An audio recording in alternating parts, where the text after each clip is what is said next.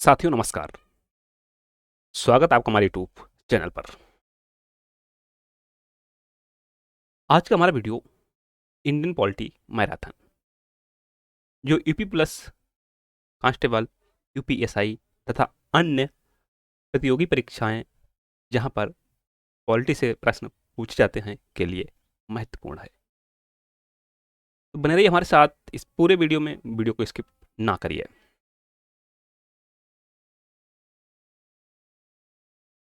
So let's begin the topic. Bharat में संविधान सभा का गठन भारत में संविधान सभा का गठन कैबिनेट मिशन योजना के प्रस्तावों के अनुसार किया गया। जो कैबिनेट मिशन योजना थी उसके प्रस्तावों के अनुसार किया गया। भारत में संविधान सभा के गठन का विचार वर्ष 1934 में पहली बार एम.एन. रॉय ने रखा था। तो सबसे पहला जो संविधान सभा का गठन हुआ था कैबिनेट मिशन योजना के प्रस्तावों के अनुसार हुआ था, और संविधान सभा के गठन का विचार सर्वप्रथम 1934 में पहली बार एम.एन. रॉय ने रखा था। 3 सदस्य कैबिनेट मिशन, जिसके सदस्य थे Lord Pethick Lawrence, Sir Stafford Cripps और ए.बी. अलेक्जेंडर, 24 मार्च 1946 को भारत पहुंचा। तो यहाँ से प्रश्न पूछा जाता है, यह वाली तिथि पूछ ली जाती है एग्जाम में। 24 मार्च 1946 को कैबिनेट मिशन भारत पहुंचा था। संविधान सभा के गठन के लिए नवंबर 1946 में चुनाव हुए। 3 जून 1947 के भारत संविधान की योजना की घोषणा के बाद संविधान सभा का पुनर्गठन किया गया। पुनर्गठित संविधान सभा के सदस्यों की संख्या जो थी वह 299 थी। 299 थी पुनर्गठित संविधान सभा के सदस्यों की संख्या। संविधान सभा की प्रथम बैठक 9 दिसंबर 1946 को हुई थी। तो यहां से प्रश्न बहुत बनता है। संविधान सभा की प्रथम बैठक 9 दिसंबर 1946 को हुई थी। इस बैठक में डॉक्टर सच्चिदानंद सिन्हा को संविधान सभा का अस्थायी अध्यक्ष चुना गया था। यहां से प्रश्न बनता है, संविधान सभा का अस्थायी अध्यक्ष कौन था? दैट इज डॉक्टर सच्चिदानंद सिन्हा। 11 दिसंबर 1946 को डॉक्टर राजेंद्र प्रसाद को संविधान सभा का स्थायी अध्यक्ष नियुक्त किया गया, चुना गया।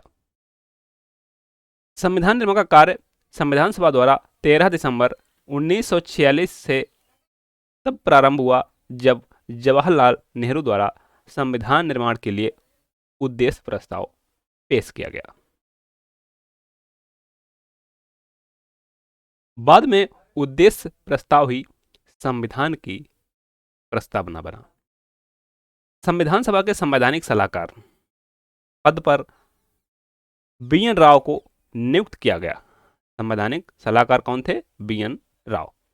संविधान सभा ने संविधान निर्माण की समस्या के विभिन्न पहलुओं के संबंध में अनेक समितियां नियुक्त की, जिसमें प्रमुख थीं। पहली संघ संविधान समिति, प्रांतीय संविधान समिति, संघ शक्ति समिति, परामर्श समिति जो मूल अधिकारों, अल्पसंख्यकों आदि से संबंधित थी, तथा वार्ता समिति। संघ समिति, प्रांतीय समिति, संघ शक्ति समिति, परामर्श समिति, वार्ता समिति। संविधान सभा की परामर्श शाखा ने 17 मार्च 1947 को संविधान की मुख्य विशेषताओं के संबंध में एक प्रश्न सूची विभिन्न प्रांतीय विधान मंडलों तथा केंद्रीय विधान मंडलों के सदस्यों के पास भेजी, जिसमें वे प्रस्तावित संविधान के बारे में अपने विचार व्यक्त कर सकें। परामर्श समिति ने संविधान का पहला प्रारूप अक्टूबर 1947 में तैयार किया। पहला प्रारूप कब तैयार हुआ? अक्टूबर 1947 में। 29 अगस्त 1947 को संविधान सभा ने डॉक्टर भीमराव अंबेडकर की अध्यक्षता में प्रारूप समिति का गठन किया। इस समिति के अन्य सदस्य थे N Gopala Swami Ayyangar, Alladi Krishna Swami Ayyar, Mohammad Saadulla, K M Munshi, B L Mittal और डी पी खेतान। कुछ समय बाद बी एल मित्तल के स्थान पर एन माधवराव को तथा डी पी खेतान की मृत्यु के बाद टी टी कृष्णमाचारी को नियुक्त किया गया। प्रारूप समिति को यह कार्य सौंपा गया था कि वह परामर्श समिति द्वारा तैयार किए गए संविधान का परीक्षण करे और फिर संविधान को विचार के लिए संविधान सभा के समक्ष प्रस्तुत करें। प्रारूप समिति ने भारत के संविधान का प्रारूप तैयार करके उसे 8 फरवरी 1948 को संविधान सभा के अध्यक्ष के सुपुर्द किया। 8 फरवरी 1948 को 15 नवंबर 1948 के संविधान के प्रारूप पर प्रथम वाचन प्रारंभ हुआ। 26 नवंबर 1949 को संविधान के प्रारूप पर अंतिम वाचन समाप्त हुआ और इसी दिन संविधान को संविधान सभा द्वारा पारित कर दिया गया। 26 नवंबर 1949 को।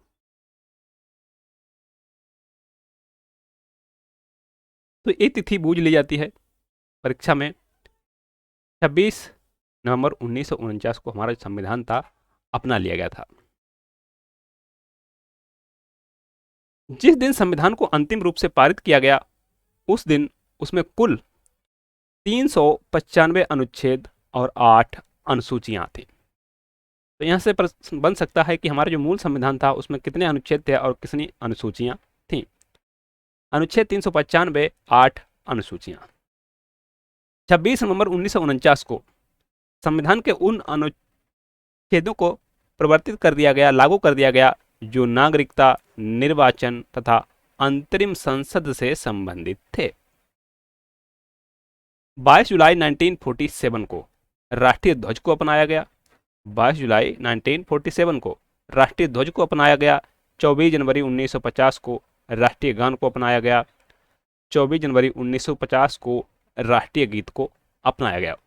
ये सभी तिथि बहुत ही महत्वपूर्ण है, आपको याद रखना है। संविधान सभा का अंतिम दिन 24 जनवरी 1950 था। इस दिन संविधान पर संविधान सभा के सदस्यों द्वारा संविधान पर हस्ताक्षर किया गया। 24 जनवरी 1950 को।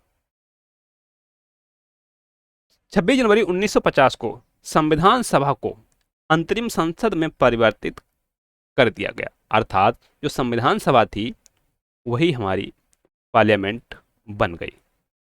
26 जनवरी 1950 को संविधान निर्माण में 2 वर्ष 11 माह तथा 18 दिन लगे। 2 वर्ष 11 माह 18 दिन लगे। 24 फरवरी 1950 को डॉक्टर राजेंद्र प्रसाद को भारत का पहला राष्ट्रपति चुना गया। 24 फरवरी 1950 को डॉक्टर राजेंद्र प्रसाद को भारत का पहला राष्ट्रपति चुना गया। देखते हैं किस देश से कौन से प्रावधान लिए गए हैं हमारे संविधान में। सबसे पहला है भारत शासन अधिनियम 1935, जिसका सबसे बड़ा असर हमारे संविधान में देखने को मिलता है। भारत शासन अधिनियम से संघीय तंत्र, राज्यपाल का कार्यालय, न्यायपालिका, लोक सेवा आयोग, आपातकालीन उपबंध व प्रशासनिक विवरण भारत शासन अधिनियम 1935 से लिए गए हैं। ब्रिटेन के संविधान से संसदीय शासन, पार्लियामेंट्री सिस्टम, विधि का शासन, विधायी प्रक्रिया, सिंगल सिटीजनशिप, मंत्रिमंडल प्रणाली, परमाधिकार लेख, संसदीय विशेषाधिकार और द्विसदनवाद ब्रिटेन के संविधान से लिए गए हैं।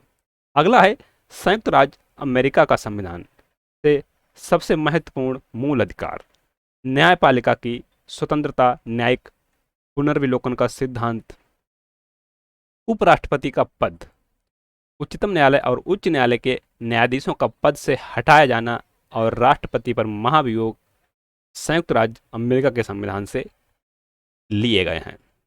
नेक्स्ट इज आयरलैंड का संविधान।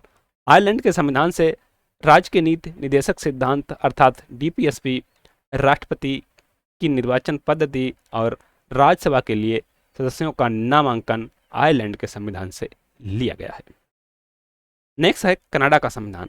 कनाडा के संविधान से सशक्त केंद्र के साथ संघीय व्यवस्था, अर्थात जो हमारा केंद्र है वह राज्यों की अपेक्षा ज़्यादा पावरफुल है, तो यह व्यवस्था कनाडा के संविधान से अवशिष्ट शक्तियों का केंद्र में निहित होना, जो अवशिष्ट शक्तियां होंगी उन पर कानून बनाने का अधिकार केंद्र को है, यह प्रावधान कनाडा के संविधान से केंद्र द्वारा राज्य के राज्यपालों की नियुक्ति, उच्चतम न्यायालय का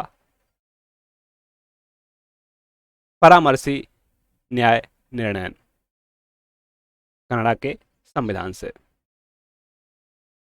अगला है ऑस्ट्रेलिया का संविधान। ऑस्ट्रेलिया के संविधान से समवर्ती सूची, व्यापार, वाणिज्य और समागम की स्वतंत्रता और संसद के दोनों सदनों की संयुक्त बैठक जो आप देखते हैं अनुच्छेद 108 में, यह ऑस्ट्रेलिया के संविधान से ली गई है। अगला है जर्मनी का वाइमर संविधान। जर्मनी के वाइमर संविधान से आपातकाल के समय मूल अधिकारों का स्थगन। सोवियत संघ के संविधान से मूल कर्तव्य और प्रस्तावना में न्याय, सामाजिक, आर्थिक एवं राजनीतिक का आदर्श सोवियत संघ के संविधान से लिए गए हैं। मूल कर्तव्य हमारे मूल संविधान में नहीं थे, इन्हें 42वें संविधान संशोधन अधिनियम 1976 के द्वारा जोड़ा गया। अगला फ्रांस का संविधान। फ्रांस के संविधान से गणतंत्रात्मक और प्रस्तावना में स्वतंत्रता, समता और बंधुता के आदर्श। दक्षिण अफ्रीका के संविधान से संविधान में संशोधन की प्रक्रिया और राज्यसभा के सदस्यों का निर्वाचन दक्षिण अफ्रीका के संविधान से लिया गया है। जापान के संविधान से विधि द्वारा स्थापित प्रक्रिया। संविधान में वर्तमान समय में 444 अनुच्छेद तथा 12 अनुसूचियां हैं। कितने अनुच्छेद? 444 अनुच्छेद और 12 अनुसूचियां हैं। मूलतः कितनी थी? 8। संविधान की उद्देशिका से स्पष्ट है कि संविधान का स्रोत भारत की जनता है और भारत की जनता ने अपनी संप्रभु इच्छा को इस संविधान के माध्यम से व्यक्त किया है। भारत के संविधान पर सबसे बड़ा प्रभाव और भौतिक सामग्री का स्रोत भारत सरकार अधिनियम 1935 रहा है। चाहे संघीय व्यवस्था हो, न्यायपालिका हो, राज्यपाल, आपातकालीन अधिकार, लोक सेवा आयोग और अधिकतर प्रशासनिक विवरण भारत सरकार अधिनियम 1935 से ही लिए गए हैं। संविधान की उद्देशिका के अनुसार भारत को एक प्रभुत्व संपन्न, लोकतांत्रिक, धर्मनिरपेक्ष, समाजवादी गणराज्य बनाने का निश्चय किया गया है। उद्देशिका में प्रयुक्त प्रभुत्व संपन्न शब्द का तात्पर्य है कि भारत आंतरिक या बाह्य दृष्टि से किसी विदेशी सत्ता के अधीन नहीं है और प्रभुत्व संपन्नता भारत की जनता में निहित है, अर्थात भारत अपने फैसले स्वयं ले सकता है, इसमें किसी बाहरी शक्ति का कोई हस्तक्षेप नहीं होगा।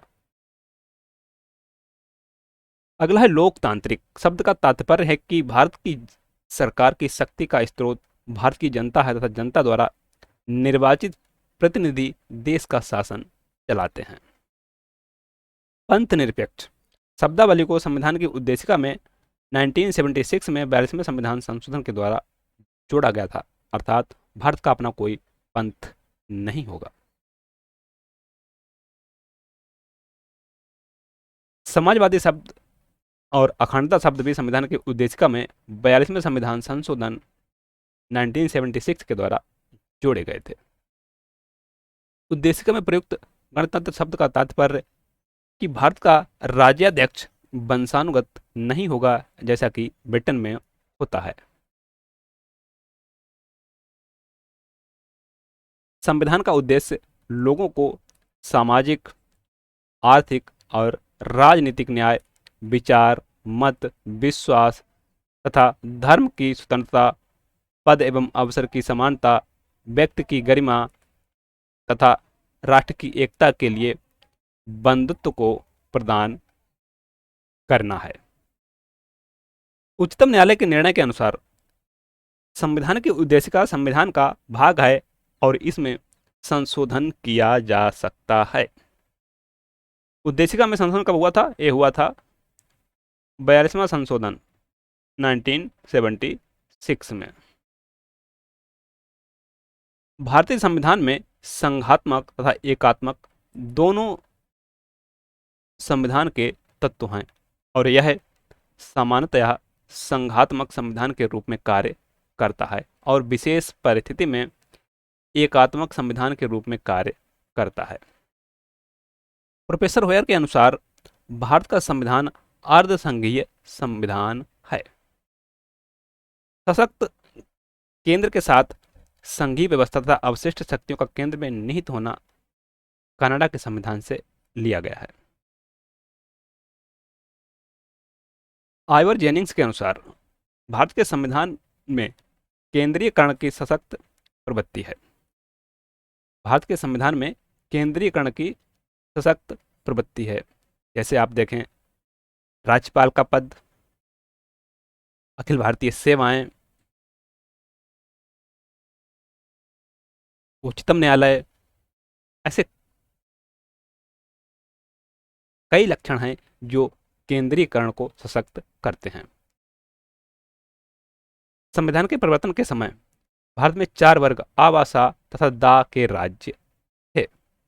7वें संविधान संशोधन 1976 द्वारा राज्यों के 4 वर्ग को समाप्त कर दिया गया तथा संघ में राज्यों तथा संघ राज्य क्षेत्रों को शामिल किया गया। राज्य पुनर्गठन अधिनियम 1956 द्वारा भाषाई आधारों पर राज्यों का पुनर्गठन किया गया।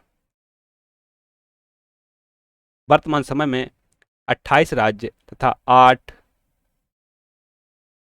संघ राज्य क्षेत्र हैं, जिनका उल्लेख संविधान की प्रथम अनुसूची में किया गया है।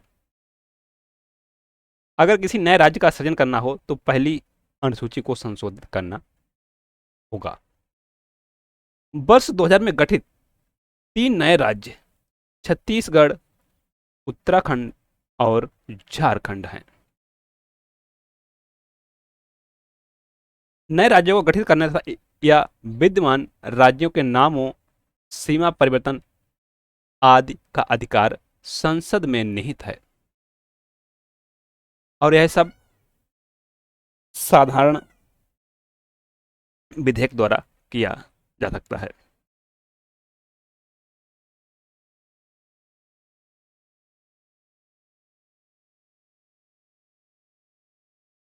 नए राज्यों को गठन करना हो या राज्यों के नाम में परिवर्तन करना हो तो इसके लिए विशेष बहुमत की आवश्यकता नहीं हो सकती है, होती है और यह साधारण बहुमत से ही किया जा सकता है। नए राज्यों को गठित करने या विद्यमान राज्यों के नामों, सीमा परिवर्तन आदि की कार्रवाई राष्ट्रपति द्वारा प्रारंभ की जाती है और राष्ट्रपति ऐसा करने से पूर्व संबंधित राज्य के विधानमंडल का अनुमोदन प्राप्त करने का प्रयास करता है। राज्य विधानमंडल का अनुमोदन प्राप्त करने या न प्राप्त करने दोनों की स्थिति में कार्रवाई प्रारंभ कर सकता है। भारतीय संविधान में नागरिकता शब्द को परिभाषित नहीं किया गया है। भारतीय संविधान में नागरिकता शब्द को परिभाषित नहीं किया गया है और नागरिकता के संबंध में अनुच्छेद 5 से 11 तक में प्रावधान किया गया है। अनुच्छेद 5 से 11 तक में भारतीय संविधान के अनुच्छेद 11 में किए गए प्रावधानों के अनुसरण में संसद ने भारतीय नागरिकता अधिनियम 1955 पारित किया है। यदि कोई व्यक्ति अपनी इच्छा से विदेशी राज्य की नागरिकता अर्जित कर लेता है तो उसकी भारतीय नागरिकता स्वतः समाप्त हो जाएगी। यदि किसी विदेशी राज्य की नागरिकता स्वयं अर्जित कर लेता है। भारत में जन्म से, वंश क्रम द्वारा, पंजीकरण द्वारा, देशीकरण द्वारा तथा अर्जित भूभाग के सम्मेलन द्वारा नागरिकता प्राप्त की जा सकती है। कितने प्रकार हैं? 5। भारत में परित्याग द्वारा, दूसरे देश की नागरिकता प्राप्त करने द्वारा तथा केंद्रीय सरकार द्वारा नागरिकता से वंचित किए जाने पर किसी व्यक्ति की भारतीय नागरिकता समाप्त हो जाती है। भारत के संविधान के भाग 3 में अनुच्छेद 12 से 35 में उन अधिकारों तथा संरक्षणों का वर्णन किया गया है जो व्यक्तियों के लिए मूलभूत हैं, अर्थात जो हमारे फंडामेंटल राइट्स हैं। कहाँ पर हैं? अनुच्छेद 12 से 35 तक में, जिनको भारत का मैग्ना कार्टा कहा जाता है। संविधान के अनुसार कुछ पद केवल भारतीय नागरिकों के लिए आरक्षित हैं, जैसे राष्ट्रपति का पद, उपराष्ट्रपति का पद, उच्चतम न्यायालय तथा उच्च न्यायालयों के न्यायाधीशों के पद, महान्यायवादी के पद, राज्यपाल का पद तथा महाधिवक्ता का पद। यह केवल भारतीय नागरिकों के लिए है। संविधान के प्रवर्तन के समय संविधान द्वारा 7 प्रकार के मूल अधिकार प्रत्याभूत किए गए थे, अर्थात जब हमारा संविधान लागू किया गया था तब 7 मूल अधिकार हमें दिए गए थे। लेकिन 44वें संविधान संशोधन अधिनियम जो हुआ था 1978 में, इसके द्वारा संपत्ति के अधिकार को मूल अधिकारों की सूची से हटाकर अनुच्छेद 300 ए में एक कानूनी अधिकार बना दिया गया। संविधान द्वारा प्रदत्त मूल अधिकार हैं समता का अधिकार, स्वतंत्रता का अधिकार, शोषण के विरुद्ध अधिकार, धार्मिक स्वतंत्रता का अधिकार, संस्कृति तथा शिक्षा संबंधी अधिकार और संवैधानिक उपचारों का अधिकार। अनुच्छेद 14 के अधीन विधि के समक्ष समता तथा विधियों का समान संरक्षण का अधिकार प्रदान किया गया है। विधि के समक्ष समता वाक्यांश ब्रिटेन के संविधान से और विधियों का समान संरक्षण यूएसए के संविधान से लिया गया है। अनुच्छेद 15 के अधीन धर्म, मूल वंश, जाति, लिंग या जन्म स्थान के आधार पर भेदभाव का निषेध किया गया है। 5 आधारों पर: धर्म, मूल वंश, जाति, लिंग और जन्म स्थान के आधार पर किसी के साथ भेदभाव नहीं किया जाएगा। अनुच्छेद 16 के अधीन भारत के सभी नागरिकों को राज्य के अधीन सरकारी नौकरियों में समान अवसर के अधिकार प्रदान किए गए हैं, अर्थात आर्थिक नियोजन के विषय में समान अवसर की समानता। अनुच्छेद 17 के अधीन अस्पृश्यता का अंत किया गया है।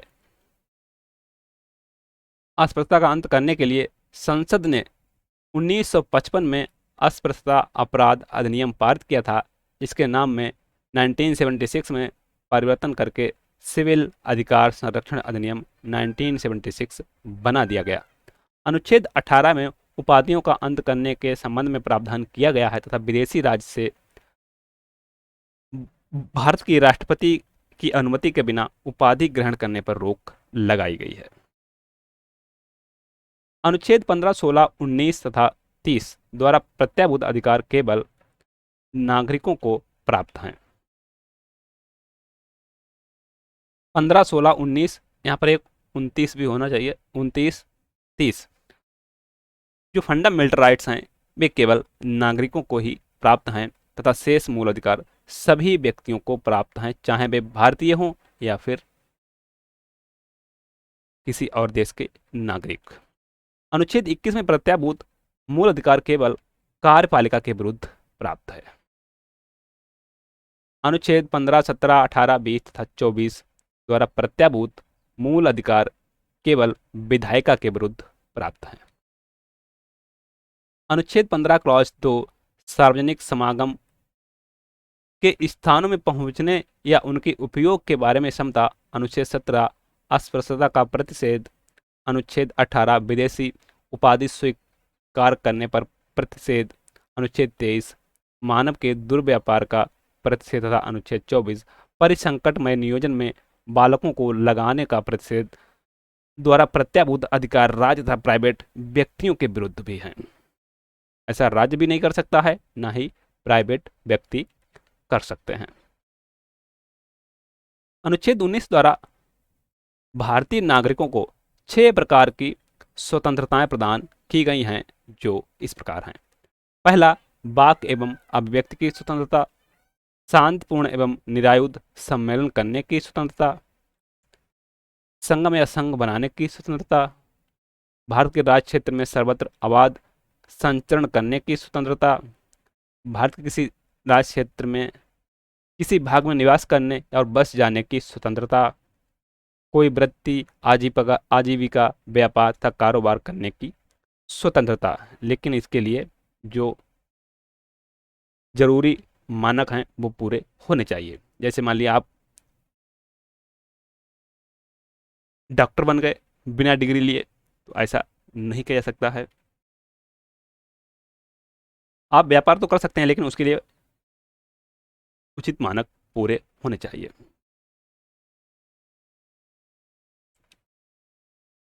वाक एवं अभिव्यक्ति की स्वतंत्रता के अंतर्गत प्रेस की स्वतंत्रता है।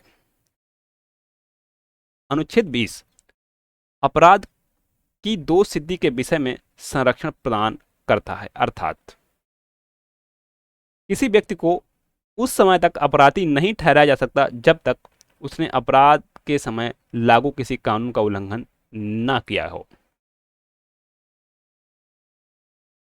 दूसरा, एक अपराध के लिए एक व्यक्ति को एक ही बार दंडित किया जा सकता है।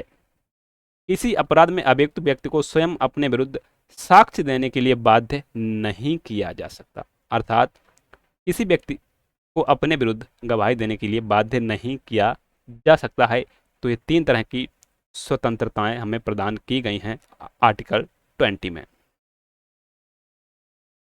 अनुच्छेद 21 में प्राण एवं दैहिक स्वतंत्रता के लिए संरक्षण का प्रावधान किया गया है।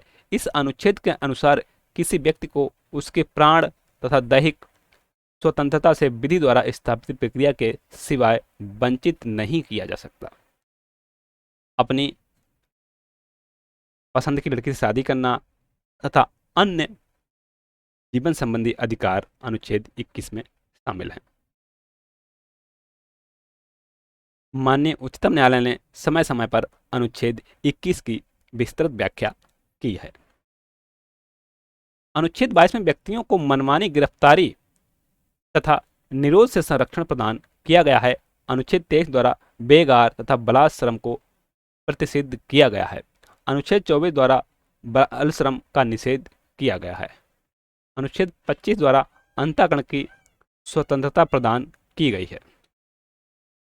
अनुच्छेद 26 द्वारा धार्मिक मामलों के प्रबंध की स्वतंत्रता दी गई है। अनुच्छेद 27 द्वारा धार्मिक व्यय के लिए निश्चित धन पर कर की अदायगी से छूट प्रदान की गई है। अनुच्छेद 28 द्वारा राजकीय शिक्षण संस्थाओं में धार्मिक शिक्षा को प्रतिषिद्ध किया गया है।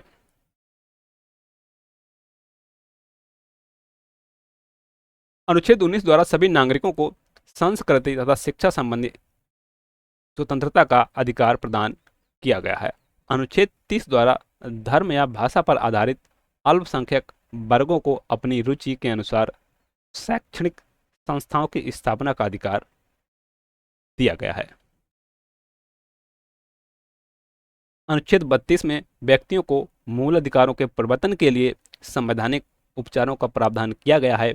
व्यक्ति के मूल अधिकारों की रक्षा के लिए उच्चतम या उच्च न्यायालय द्वारा 5 प्रकार की रिट जारी की जा सकती है, जो हैं बंदी प्रत्यक्षीकरण, परमादेश, प्रतिषेध, उत्प्रेषण और अधिकार परीक्षा।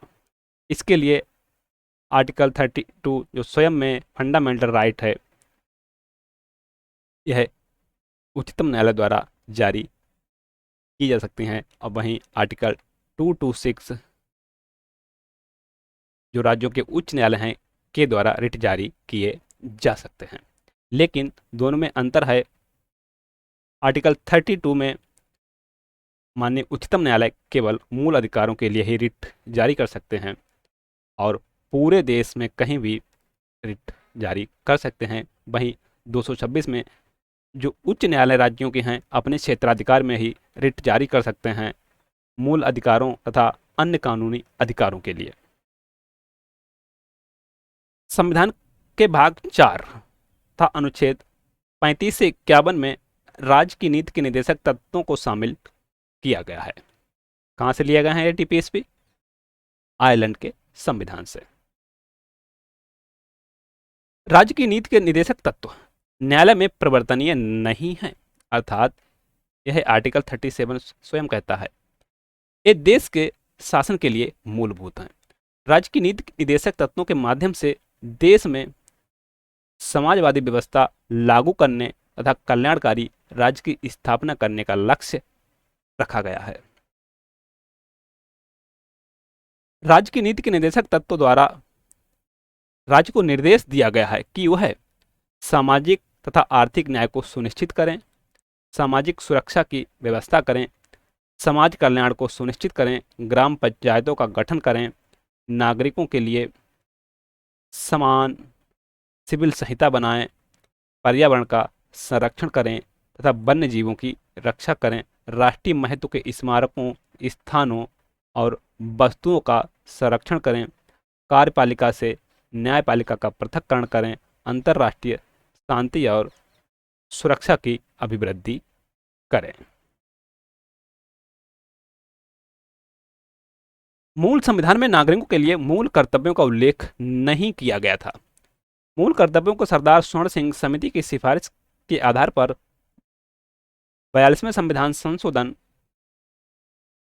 द्वारा 1976 में इन्हें जोड़ा गया था। जब जोड़ा गया था तो इनकी संख्या थी 10। मूल कर्तव्य संविधान के भाग 4 का अनुच्छेद 51 का में जोड़े गए हैं। 86वें संविधान संशोधन अधिनियम 2002 के द्वारा संविधान में 11वां मूल कर्तव्य जोड़ा गया, जिसके अनुसार माता पिता या संरक्षक हैं 6 वर्ष से 14 वर्ष के मध्य आयु के बच्चों या यथास्थिति अपने बाल्य को शिक्षा का अवसर प्रदान करें। भारतीय संघ की कार्यपालिका का प्रधान राष्ट्रपति है। भारतीय संघ की कार्यपालिका का प्रधान राष्ट्रपति है, अर्थात हमारे जो संवैधानिक प्रमुख है कौन है? राष्ट्रपति। और उसमें संघ की कार्यपालिका शक्ति निहित है, जिसका प्रयोग वह मंत्रिमंडल की सलाह से करता है, ऐसा अनुच्छेद 74 में कहा गया है। राष्ट्रपति के पद की योग्यताएं हैं। पहली, वह भारत का नागरिक हो, 35 वर्ष की आयु पूर्ण कर चुका हो, वह लोकसभा का सदस्य निर्वाचित होने की योग्यता रखता हो। यहाँ से प्रश्न बहुत पूछे जाते हैं। वह राज्य सरकारों के अधीन किसी लाभ के पद पर ना हो। राष्ट्रपति का निर्वाचन एक निर्वाचक मंडल द्वारा किया जाता है, जिसमें संसद तथा राज्य विधानमंडलों के निर्वाचित सदस्य शामिल होते हैं। तो यहाँ से बहुत प्रश्न बनते हैं। राष्ट्रपति 5 वर्ष के लिए पद ग्रहण करता है तथा 5 वर्ष के कार्यकाल को भी पूरा करने से पहले वह उपराष्ट्रपति को त्यागपत्र देकर पदमुक्त हो सकता है या संसद द्वारा पारित महाभियोग प्रस्ताव द्वारा उसे हटाया जा सकता है। राष्ट्रपति पर महाभियोग आर्टिकल 61 में उल्लिखित है। जो व्यक्ति राष्ट्रपति के पद के निर्वाचन में उम्मीदवार होता है, उसे नामांकन पत्र के साथ 15,000 रुपए की जमानत राशि जमा करनी होती है आरबीआई में।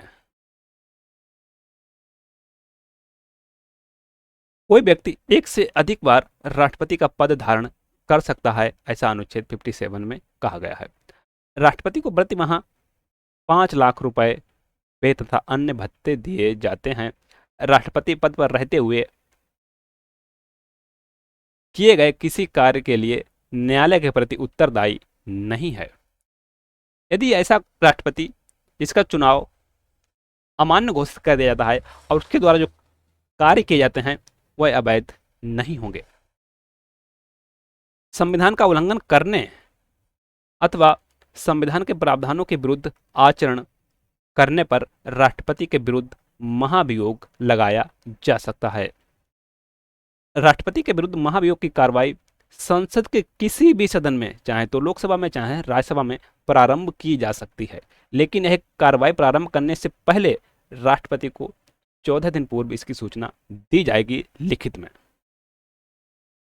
महाभियोग प्रस्ताव को संसद के एक सदन द्वारा पारित कर देने पर दूसरा सदन महाभियोग के कारणों की जांच करता है। जब दूसरा सदन महाभियोग के कारणों की जांच कर रहा होता है, तब राष्ट्रपति स्वयं उपस्थित होकर अपनी स्थिति को स्पष्ट कर सकता है तथा जांच के दौरान अपने अधिवक्ता के माध्यम से अपना स्पष्टीकरण भेज सकता है। राष्ट्रपति का निर्वाचन आनुपातिक प्रतिनिधित्व के अनुसार एकल संक्रमणीय मत से गुप्त मतदान द्वारा होता है।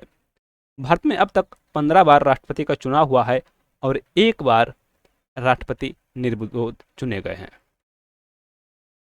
डॉक्टर राजेंद्र प्रसाद ने 2 बार भारत के राष्ट्रपति के कार्य का निर्वहन किया है। भारत के प्रथम राष्ट्रपति डॉक्टर राजेंद्र प्रसाद का चुनाव संविधान निर्मात्री सभा द्वारा किया गया था। यहां से प्रश्न बन सकता है। भारत में संघ राज्य क्षेत्रों का प्रशासन राष्ट्रपति द्वारा संचालित किया जाता है।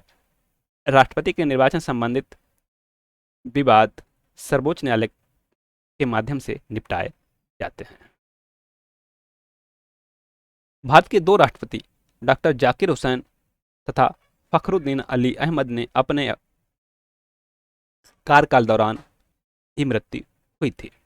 भारत के मुख्य न्यायाधीश मोहम्मद हिदायतुल्लाह ने कार्यकारी राष्ट्रपति के पद का निर्वाचन 1 बार किया है। 13वें राष्ट्रपति प्रतिभा देवी सिंह पाटिल भारत की प्रथम महिला राष्ट्रपति पद पर आसीन हुई। राष्ट्रपति प्रधानमंत्री की सलाह से अन्य केंद्रीय मंत्रियों तथा संघ शासन के प्रमुख अधिकारियों की नियुक्ति करता है। अनुच्छेद 75। राष्ट्रपति लोकसभा का विघटन कर सकता है तथा संसद का सत्रावसान कर सकता है और संसद के सत्र को आहूत कर सकता है। राष्ट्रपति की स्वीकृति के बिना कोई विधेयक कानून नहीं बन सकता, अर्थात लोकसभा और राज्यसभा द्वारा पारित विधेयक राष्ट्रपति की अनुमति के बिना कानून नहीं बन सकता। राष्ट्रपति को अध्यादेश जारी करने की शक्ति है और इस अध्यादेश का कानूनी बल होता है। अनुच्छेद 123। अनुच्छेद 123।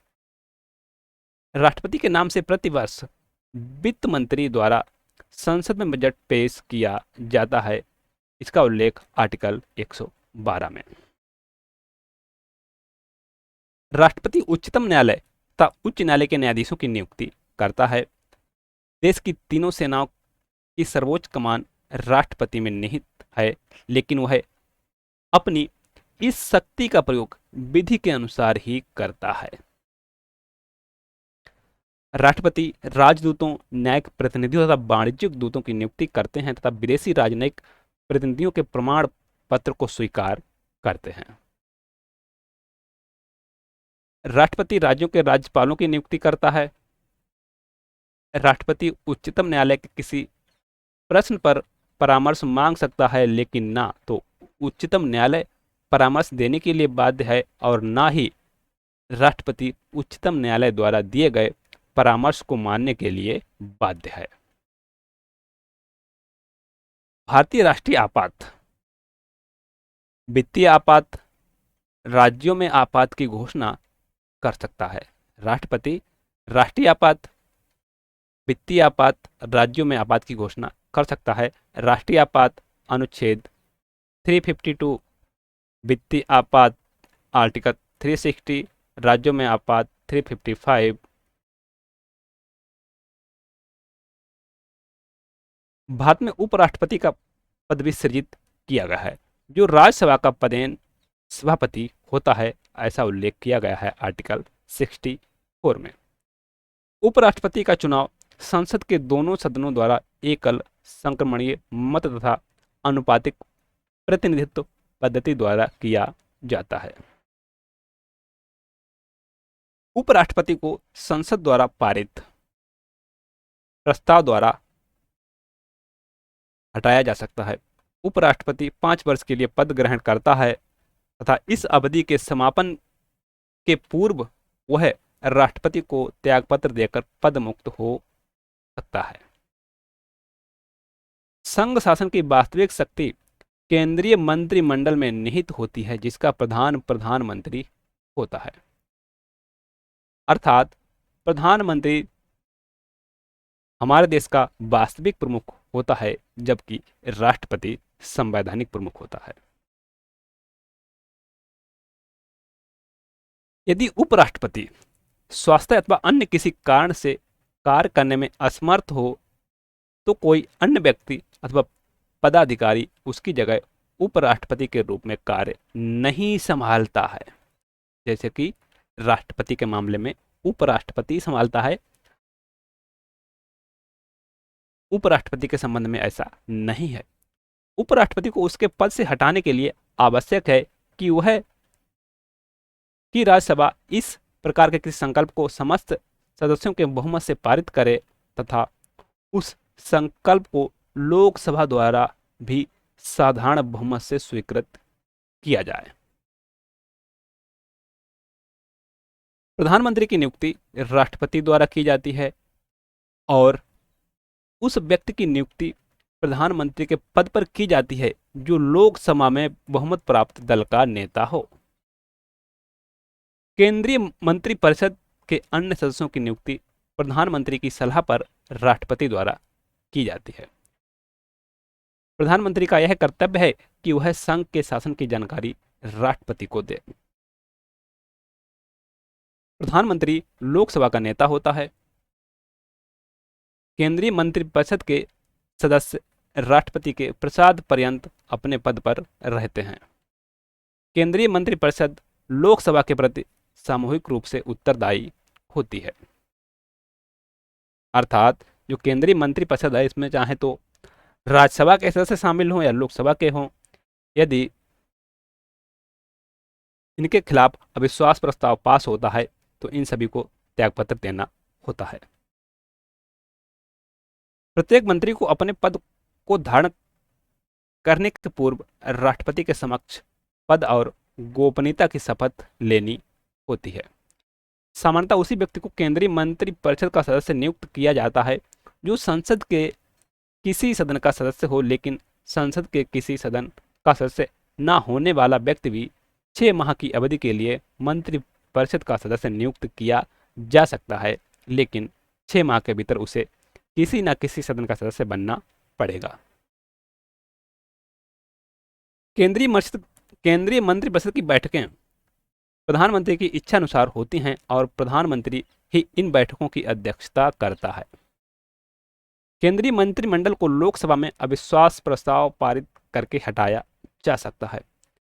संसद के 3 अंग हैं दैट इज राष्ट्रपति, लोकसभा एंड राज्यसभा, अर्थात अनुच्छेद 79।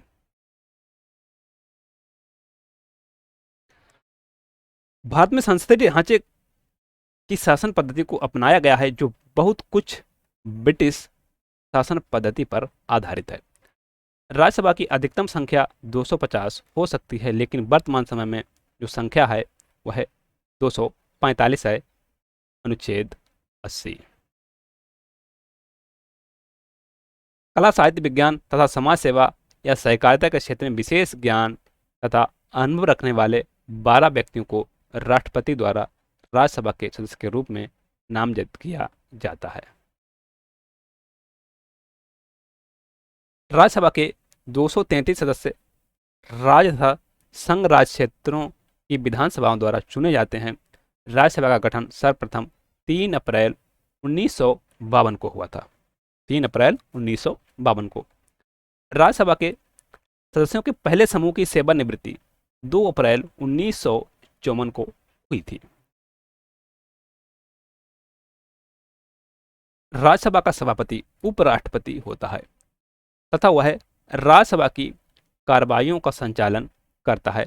राज्यसभा का विघटन नहीं होता है। राज्यसभा एक स्थायी सतत सदन है, इसके 1/3 सदस्य, 1/3 सदस्य प्रति 2 वर्ष में सेवानिवृत्त हो जाते हैं। लोकसभा के सदस्यों की कुल संख्या संविधान द्वारा 550 विहित की गई है, जिसमें 530 का चुनाव राज्यों के वयस्क मतदाताओं द्वारा, 20 का चुनाव संघ राज्य क्षेत्रों के वयस्क मतदाताओं द्वारा किया जाता है। लोकसभा के निर्वाचन क्षेत्रों का परिसीमन आयोग द्वारा किया जाता है। वर्तमान में लोकसभा की जो सदस्य संख्या है वह है 543 है, 543। प्रथम लोकसभा का साधारण निर्वाचन 1951-52 में शीतकाल में हुआ था तथा पहली लोकसभा की पहली बैठक 13 मई 1952 को हुई और राष्ट्रपति द्वारा 4 अप्रैल 1957 को विघटित कर दी गई। सामान्यतः लोकसभा की अवधि 5 वर्ष होती है, लेकिन 5वीं लोकसभा की अवधि को 6 वर्ष कर दिया गया था, क्योंकि उस समय देश में राष्ट्रीय आपात लागू था। भारत में अब तक लोकसभा के 17 सामान्य चुनाव हो चुके हैं। लोकसभा के सदस्य सदन के कार्यों के संचालन के लिए अध्यक्ष तथा उपाध्यक्ष का चुनाव करते हैं। अध्यक्ष तथा उपाध्यक्ष का चुनाव करते हैं। लोकसभा अध्यक्ष को निर्णायक मत देने का अधिकार होता है। वर्तमान में लोकसभा अध्यक्ष कौन है? ओम बिरला। लोकसभा का अध्यक्ष अगले अध्यक्ष के चुनाव तक अपने पद पर बना रहता है। यदि लोकसभा विघटित भी हो जाती है तब भी लोकसभा अध्यक्ष अपने पद पर बना रहता है। राज्यसभा तथा लोकसभा के संयुक्त अधिवेशन की अध्यक्षता लोकसभा अध्यक्ष के द्वारा ही की जाती है। लोकसभा के प्रथम अध्यक्ष जीवी मावलंकर थे। लोकसभा की बैठक की अध्यक्षता लोकसभा अध्यक्ष के द्वारा की जाती है। लोकसभा अध्यक्ष को लोकसभा का सदस्य जो होते हैं अपने बीच से ही चुनते हैं। इसके लिए अलग से चुनाव नहीं होता है। धन विधेयक को संविधान के अनुच्छेद 110 में परिभाषित किया गया है। संसदीय स्थायी समितियां हैं कार्य मंत्रणा समिति, गैर सरकारी सदस्यों के विधेयकों तथा संकल्पों संबंधी समिति, याचिका समिति, लोक लेखा समिति, प्राक्कलन समिति, विशेषाधिकार समिति, अधीनस्थ विधायन समिति, सरकारी उपक्रम समिति, सरकारी आश्वासनों संबंधी समिति, सदन में अनुपस्थित रहने वाले सदस्यों संबंधी समिति, नियम समिति, अनुसूचित जातियों तथा अनुसूचित जनजातियों के कल्याण संबंधी समिति, ग्रंथालय समिति, सामान्य प्रयोजन समिति, आवास समिति तथा लाभ के पदों संबंधी समिति। संयुक्त संसदीय समिति में लोकसभा के 2/3 तथा राज्यसभा के 1/3 सदस्य होते हैं। संयुक्त संसदीय समिति के अध्यक्ष का मनोनयन लोकसभा अध्यक्ष द्वारा किया जाता है। भारत में सितंबर 1993 से नई संसदीय समिति प्रणाली को प्रारंभ किया गया है। यह समिति दोनों सदनों के सदस्यों से गठित होगी तथा इस समिति में लोकसभा के 30 तथा राज्यसभा के 15 सदस्य शामिल किए जाएंगे। कानून निर्माण हेतु विधेयक संसद के किसी भी सदन में पेश किया जा सकता है, चाहे तो लोकसभा में चाहे तो राज्यसभा में। कानून निर्माण हेतु प्रस्तावित विधेयक के 3 वाचन होते हैं। धन विधेयक या वित्त विधेयक केवल लोकसभा में पेश किया जाता है। कोई विधेयक धन विधेयक है या नहीं, इसका निर्णय लोकसभा अध्यक्ष द्वारा किया जाता है। धन विधेयक के संबंध में राज्यसभा को केवल सिफारिशी अधिकार प्राप्त है। धन विधेयक को राज्यसभा केवल 14 दिन तक रोक सकती है। राज्यपाल राज्य की कार्यपालिका शक्ति का प्रधान है। राज्य की कार्यपालिका शक्ति राज्यपाल में निहित होती है और राज्य की सभी कार्रवाइयां राज्यपाल के नाम से की जाती हैं। अर्थात जो राज्य का संवैधानिक प्रमुख होता है वह राज्यपाल होता है, जबकि सरकार का प्रमुख मुख्यमंत्री होता है। सामान्यतः प्रत्येक राज्य के लिए एक राज्यपाल होता है, लेकिन विशेष स्थिति में एक ही व्यक्ति को दो या अधिक राज्यों का राज्यपाल नियुक्त किया जा सकता है। सामान्यतः राज्यपाल 5 वर्ष की अवधि के लिए नियुक्त किया जाता है, लेकिन वह इस अवधि के पूर्व भी राष्ट्रपति को त्यागपत्र देकर पद त्याग सकता है या राष्ट्रपति द्वारा पद से हटाया जा सकता है। राज्यपाल को 3.5 लाख रुपए प्रति माह वेतन प्राप्त होता है। राज्यपाल अपना पद ग्रहण करने के पूर्व राज्य के उच्च न्यायालय के मुख्य न्यायाधीश के समक्ष पद और गोपनीयता की शपथ लेता है। राज्यपाल राज्य के मुख्यमंत्री की नियुक्ति करता है। राज्यपाल राज्य के मुख्यमंत्री की नियुक्ति करता है और मुख्यमंत्री के परामर्श से अन्य मंत्रियों की नियुक्ति राज्यपाल करता है। राज्यपाल राज्य की विधानसभा का विघटन कर सकता है तथा राज्य विधान मंडल के सदन के सत्र को आहूत कर सकता है, सत्र का अवसान कर सकता है। राज्यपाल सामान्य निर्वाचन के बाद विधानमंडल की पहली बैठक में एक या दोनों सदनों को संबोधित कर सकता है। राज्यपाल विधानमंडल के विश्रांत काल में अध्यादेश जारी कर सकता है, जैसे कि राष्ट्रपति द्वारा किया जाता है, वैसे ही राज्यों में राज्यपाल के द्वारा अनुच्छेद 213 और ऐसे अध्यादेश का 6 माह तक कानूनी प्रभाव रहता है। राज्यपाल राज्य विधान परिषद में कुछ ऐसे व्यक्तियों को नामजद करता है जिन्हें साहित्य, कला, विज्ञान, सहकारिता, आंदोलन तथा समाज सेवा के क्षेत्र में विशेष तथा व्यावहारिक ज्ञान हो। जिन विषयों पर राज्य की कार्यपालिका शक्ति का विस्तार होता है, उन विषयों संबंधी किसी विधि के विरुद्ध अपराध करने वाले व्यक्तियों के दंड को राज्यपाल कम कर सकता है, स्थगित कर सकता है, बदल सकता है तथा क्षमा भी कर सकता है। राज्यपाल राज्य में राष्ट्रपति शासन लागू करने की सिफारिश तब कर सकता है जब उसे संज्ञान हो जाए कि राज्य का शासन संविधान के प्रावधानों के अनुसार नहीं चलाया जा सकता। तब राष्ट्रपति शासन लागू करने के लिए कह सकता है जब राज्य का शासन संविधान के अनुसार ना चलाया जा रहा हो। राज्यपाल राज्य विधानमंडल द्वारा पारित किए गए किसी विधेयक को राष्ट्रपति की सम्मति के लिए आरक्षित कर सकता है, रोक सकता है। राज्य मंत्रिपरिषद सामूहिक रूप से विधानसभा के प्रति उत्तरदायी है। राज्य के मुख्यमंत्री का यह कर्तव्य है कि राज्य के प्रशासन से संबंधित मंत्रिपरिषद के निर्णयों की सूचना राज्यपाल को दे। जो भी फैसले मंत्रिपरिषद ने लिए हैं, निर्णय लिए हैं, इसकी सूचना राज्यपाल को दे। यह मुख्यमंत्री का कर्तव्य है। राज्यपाल कुछ परिस्थितियों में मंत्रिपरिषद की सलाह के बिना भी कार्य कर सकता है, जैसे राज्य में संवैधानिक तंत्र के विफल होने पर।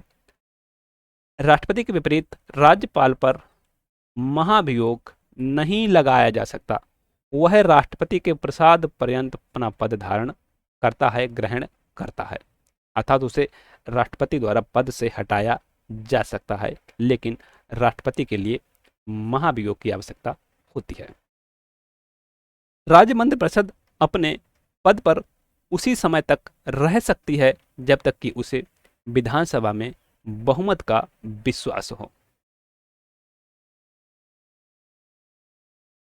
राज्य के निम्न सदन को विधानसभा कहा जाता है। राज्य की विधानसभा में कुल कितने सदस्य होंगे, यह उस राज्य की जनसंख्या पर निर्भर है।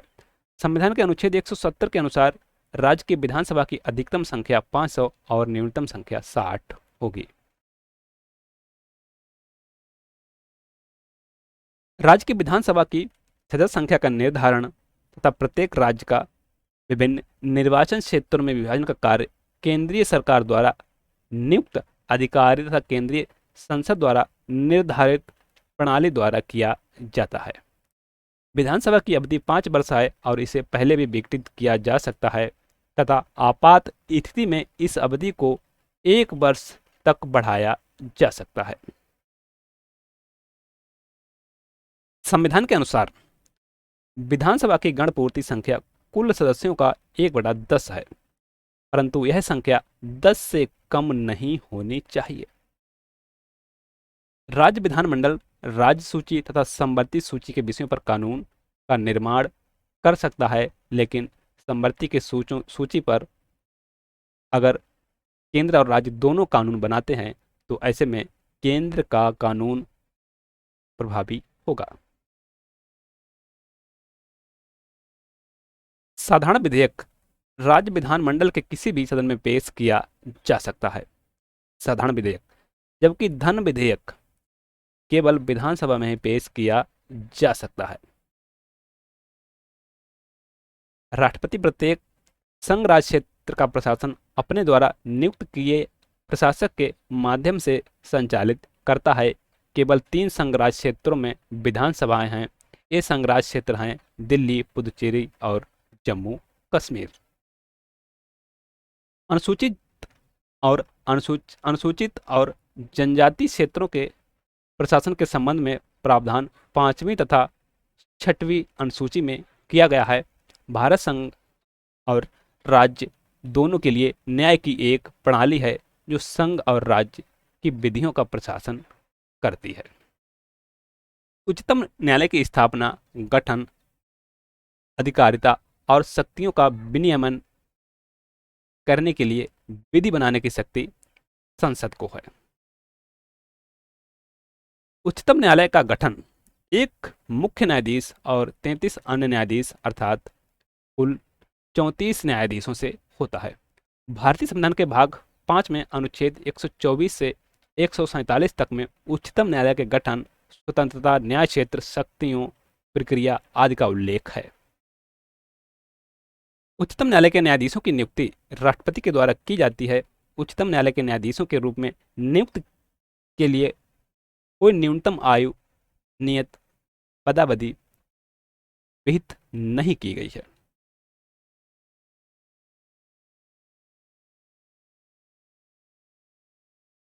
उच्चतम न्यायालय के न्यायाधीश 65 वर्ष की आयु पूरी करने तक अपने पद पर रहता है या फिर 6 वर्ष पूरे कर ले। यदि वह त्यागपत्र नहीं दे देता या संसद द्वारा पारित समावेदन पर राष्ट्रपति द्वारा नहीं हटा दिया जाता। उच्चतम न्यायालय के मुख्य न्यायाधीश का वेतन 2,80,000 रुपये प्रति माह तथा अन्य न्यायाधीशों का वेतन 2.5 लाख रुपए प्रति माह है। उच्च न्यायालय के किसी न्यायाधीश के आचरण के विषय पर संसद में कोई चर्चा उस न्यायाधीश के हटाने के समावेदन को राष्ट्रपति के समक्ष प्रस्तुत करने के प्रस्ताव पर ही होगी, अन्यथा नहीं। भारत में उच्च न्यायालय की संख्या वर्तमान में कितनी है? 25। उच्च न्यायालय के न्यायाधीशों की नियुक्ति राष्ट्रपति के द्वारा की जाती है। उच्च न्यायालय का न्यायाधीश 62 वर्ष की आयु तक पद पर रहता है। उच्च न्यायालय का न्यायाधीश अपना त्यागपत्र राष्ट्रपति को दे सकता है। यदि किसी उच्च न्यायालय के न्यायाधीश की आयु के बारे में कोई व्यक्ति कोई प्रश्न उपस्थित करता है तो राष्ट्रपति भारत के मुख्य न्यायमूर्ति के परामर्श के पश्चात उच्च न्यायालय के न्यायाधीश की आयु अवधारिता करता है। संविधान की 7वीं अनुसूची की सूची 1 में 100 विषय हैं, अर्थात संघ सूची में कितने विषय हैं? 100 विषय हैं जिन पर विधि बनाने की अनन्य शक्ति संघ को है, केंद्र को है। संविधान की 7वीं अनुसूची की सूची 2 में 61 विषय हैं जिन पर विधान बनाने की अनन्य शक्ति राज्य विधान मंडल को है, अर्थात राज्य सूची। संविधान की 7वीं अनुसूची की सूची 3 में 52 विषय हैं जिसे समवर्ती सूची कहते हैं, जिस पर कानून बनाने का अधिकार संसद तथा विधानमंडल दोनों को है, लेकिन एक ही विषय पर संसद और राज्य की विधि में विरोध होने की दशा में संसद द्वारा निर्मित कानून प्रभावी होगा। संविधान की 7वीं अनुसूची में विधायी शक्तियों के विभाजन की योजना संघ राज्य क्षेत्रों में लागू नहीं होती। राष्ट्रपति प्रत्येक 5वें वर्ष वित्त आयोग का गठन करता है। अनुच्छेद 280। पहले वित्त आयोग का गठन वर्ष 1951 में किया था। नियंत्रण एवं महालेखा परीक्षक के पद का उल्लेख संविधान के अनुच्छेद 148 में किया गया है। नियंत्रक एवं महालेखा परीक्षक की नियुक्ति राष्ट्रपति के द्वारा की जाती है। इसका कार्यकाल 6 वर्ष या फिर 65 वर्ष जो भी पहले हो तक होता है। भारतीय संविधान के प्रवर्तन के बाद सबसे पहले राष्ट्रपति शासन पेप्सू अब पंजाब राज्य में लागू किया गया था। मंत्रिपरिषद के सदस्य व्यक्तिगत रूप से राष्ट्रपति के प्रति उत्तरदायी होते हैं। भारत के संविधान में अनुसूचित जातियों और अनुसूचित जनजातियों के संबंध में कोई परिभाषा नहीं दी गई है, किंतु राष्ट्रपति राज्यपाल के परामर्श से इस संबंध में प्रावधान बना सकता है। राष्ट्रपति की अनुमति से ही कोई व्यक्ति विदेशी सरकार से कोई उपाधि अथवा सम्मान प्राप्त कर सकता है, अन्यथा नहीं। लोक सेवा आयोग एक सलाहकारी निकाय है जिसकी संस्तुतियों को सरकार अस्वीकार भी कर सकती है। लोक सेवा आयोग के प्रतिवेदन को राष्ट्रपति के माध्यम से प्रतिवर्ष संसद में प्रस्तुत किया जाता है। संसद में दिए जाने वाले राष्ट्रपति का अभिभाषण केंद्रीय मंत्रिमंडल द्वारा तैयार किया जा सकता है। यहां से एग्जाम में प्रश्न बना है यूपी पीसीएस में। राष्ट्रपति को दिया जाने वाला अभिभाषण कौन तैयार करता है? ऑप्शंस आर प्रधानमंत्री, केंद्रीय मंत्रिमंडल,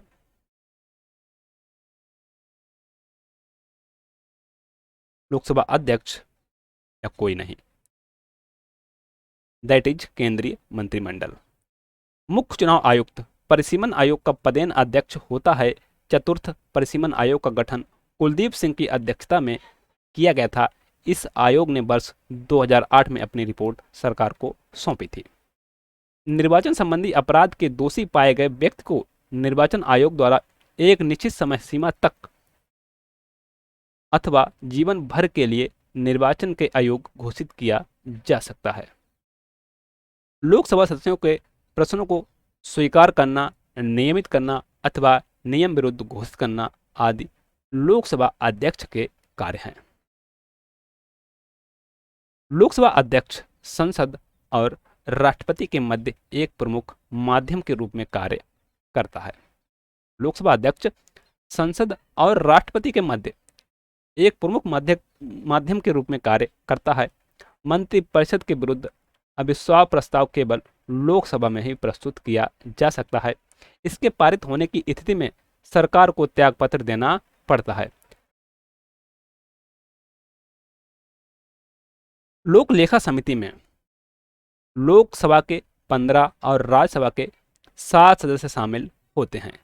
लोक लेखा समिति सार्वजनिक व्यय से संबंधित उन तथ्यों पर विचार करती है कि धन का व्यय उसी रूप में किया गया है या नहीं जिस रूप में उसे अधिकृत किया गया था। लोक सेवा आयोग का सदस्य यदि मानसिक व शारीरिक दुर्बलता के कारण पर कार्य करने में असमर्थ हो जाता है तो राष्ट्रपति सर्वोच्च न्यायालय की जांच के बिना ही उसे अपने आदेश से हटा सकता है। भारत की संचित निधि के धन निर्गमन पर नियंत्रक एवं महालेखा परीक्षक का नियंत्रण होता है। अंतर्राज्यीय परिषदों को संविधान के अनुच्छेद 263 के अधीन प्रावधानित किया गया है। आम चुनावों में कोई भी उम्मीदवार अधिकतम 2 संसदीय क्षेत्रों से चुनाव लड़ सकता है। जैसे आप देखते हैं कई नेता होते हैं जो 2 जगह से चुनाव लड़ते हैं, एक जगह अगर हार जाते हैं तो ये जीत जाते हैं। ऐसा कौन करता है? जो मुख्य पार्टी का अध्यक्ष होता है, या फिर ऐसा व्यक्ति जो एक मुख्य पद के लिए दावेदार होता है, जैसे प्रधानमंत्री है, मुख्यमंत्री है। लोकसभा चुनावों में अनुसूचित जातियों के उम्मीदवारों के लिए सर्वाधिक आरक्षित स्थान उत्तर प्रदेश से हैं। मूल अधिकारों से संबंधित मामले सर्वोच्च न्यायालय और उच्च न्यायालय दोनों की अधिकारिता में आते हैं। अंतर्राष्ट्रीय संधियों को भारत के संपूर्ण भाग अथवा किसी भाग में क्रियान्वित करने के लिए संसद बिना किसी राज्य की सहमति के किसी भी प्रकार का कानून निर्मित कर सकती है, अंतर्राष्ट्रीय संधियों को लागू करने के लिए। किसी मान्यता प्राप्त राजनीतिक दल द्वारा निर्वाचन आयोग के चुनाव चिन्ह आवंटन से संबंधित निर्णय के विरुद्ध सर्वोच्च न्यायालय में अपील दायर की जा सकती है। सर्वोच्च न्यायालय में तदर्थ न्यायाधीशों एडॉक जजेज की नियुक्ति प्रक्रिया फ्रांसीसी न्याय प्रणाली पर आधारित है। भारत में सर्वप्रथम पारिवारिक न्यायालय की स्थापना जयपुर, राजस्थान में की गई थी। भारत के महान्यायवादी की नियुक्ति राष्ट्रपति द्वारा की जाती है। वह 65 वर्ष की आयु तक अपने पद पर रह सकता है। उसे भारत के किसी भी न्यायालय में उपस्थित होकर वक्तव्य देने का अधिकार प्राप्त है, आर्टिकल 88। बिहार, गुजरात, हिमाचल प्रदेश तथा राजस्थान राज्य सरकारों ने पंचायतों एवं नगर निकायों में महिलाओं के लिए 50% आरक्षण देने संबंधी विधेयक पारित किए हैं। अगला है महत्वपूर्ण संविधान संशोधन। पहला संविधान संशोधन वर्ष 1951। इसके माध्यम से स्वतंत्रता, समानता एवं संपत्ति संबंधित मौलिक अधिकारों को लागू किए जाने संबंधी कुछ व्यवहारिक कठिनाइयों को दूर करने का प्रयास किया गया। अगला है 10वां संविधान संशोधन वर्ष 1961।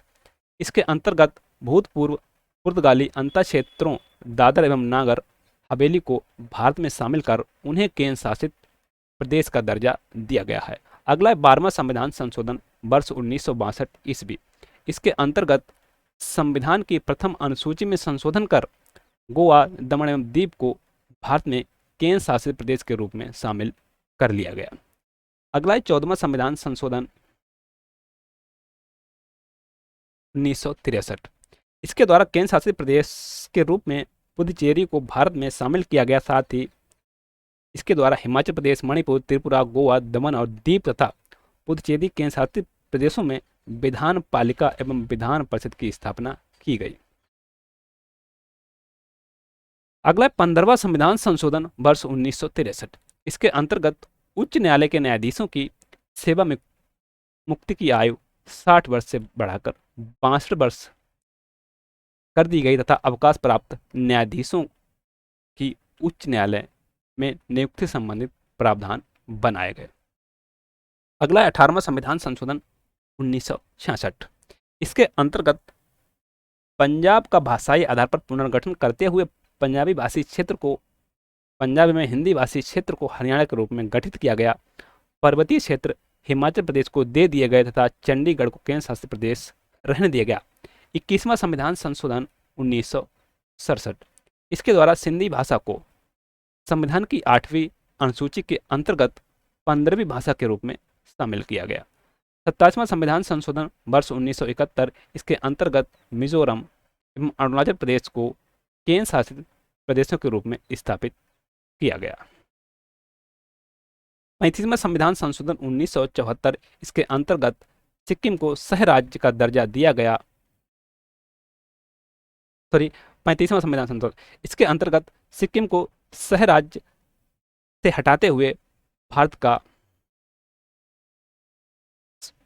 पूर्ण राज्य बनाया गया और 10वीं अनुसूची को निश्चित कर दिया गया। सॉरी, यहां से गलती हो रही है। 35वां संविधान संशोधन भारत का सह राज्य बनाया गया सिक्किम को, और 36वां संविधान संशोधन के माध्यम से सिक्किम को भारत का 22वां राज्य बनाया गया। Sorry for mistake. 52वां संविधान संशोधन वर्ष 1985 ईस्वी। इस संशोधन के द्वारा राजनीतिक दल बदल पर अंकुश लगाने का लक्ष्य रखा गया। इसके अंतर्गत संसद या विधानमंडलों के उन सदस्यों को अयोग्य घोषित कर दिया जाएगा जो उस दल को छोड़ते हैं जिसके चुनाव चिन्ह पर उन्होंने चुनाव लड़ा था। पर यदि किसी दल की संसदीय पार्टी के 1/3 सदस्य अलग दल बनाना चाहते हैं तो उन पर अयोग्यता लागू नहीं होगी। दल बदल विरोधी इन प्रावधानों को संविधान की 10वीं अनुसूची के अंतर्गत रखा गया है। अगला है 53वां संविधान संशोधन 1986। इसके अंतर्गत अनुच्छेद 371 में खंड जी जोड़कर मिजोरम को राज्य का दर्जा दिया गया। 55वां संविधान संशोधन 1986। इसके अंतर्गत अरुणाचल प्रदेश को राज्य बनाया गया। 61वां संविधान संशोधन 1989। इसके अंतर्गत मतदान की आयु सीमा को 21 वर्ष से घटाकर 18 वर्ष कर दिया गया। 69वां संविधान संशोधन वर्ष 1991। दिल्ली को राष्ट्रीय राजधानी क्षेत्र बनाया गया तथा दिल्ली संघराज्य क्षेत्र के लिए विधानसभा और मंत्रिपरिषद का उपबंध किया गया। 69वां संविधान संशोधन 1991 के माध्यम से। अगला 71वां संविधान संशोधन 1992।